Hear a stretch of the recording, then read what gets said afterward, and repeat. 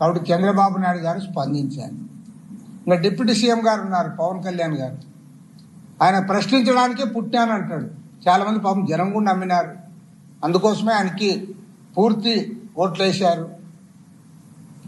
ఇప్పుడు నువ్వు ప్రశ్నించడం మానేసి, పరిపాలన చేయడం కూడా మానేసి, అదేదో గుడ్డలు వేసుకొని కాషాయ గుడ్డలు నువ్వు గుళ్ళు గోపురాలు తిరుగుతా ఉంటే నాకైతే అంటే గుళ్ళు గోపురాలు తిరగకూడదని నేనేమన్నా.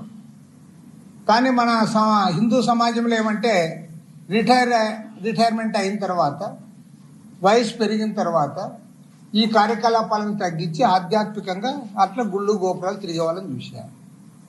అసలు నువ్వు డిప్యూటీ చీఫ్ మినిస్టర్గా ఉండి ఇక్కడ పరిపాలన చేయమంటే, నేను కాషాయం వేసుకుని గుళ్ళు గోపురాలు చేస్తా, లడ్డూలో కల్తీ జరిగిందని చెప్పి నేను మౌన దీక్ష చేసుకుంటూ పోతా, దీనికి ఒక ఉప ముఖ్యమంత్రి అవసరమని. కాబట్టి చంద్రబాబు నాయుడు గారు స్పందించారు. ఇంకా డిప్యూటీ సీఎం గారు ఉన్నారు పవన్ కళ్యాణ్ గారు, ఆయన ప్రశ్నించడానికే పుట్టాను అంటాడు. చాలా మంది పాపం జనం కూడా నమ్మినారు, అందుకోసమే ఆయనకి పూర్తి ఓట్లేశారు.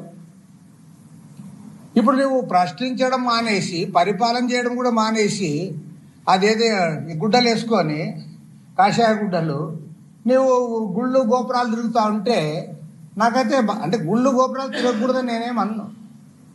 కానీ మన హిందూ సమాజంలో ఏమంటే రిటైర్మెంట్ అయిన తర్వాత, వయసు పెరిగిన తర్వాత ఈ కార్యకలాపాలను తగ్గించి ఆధ్యాత్మికంగా అట్లా గుళ్ళు గోపురాలు తిరిగేవాళ్ళని చూశాను.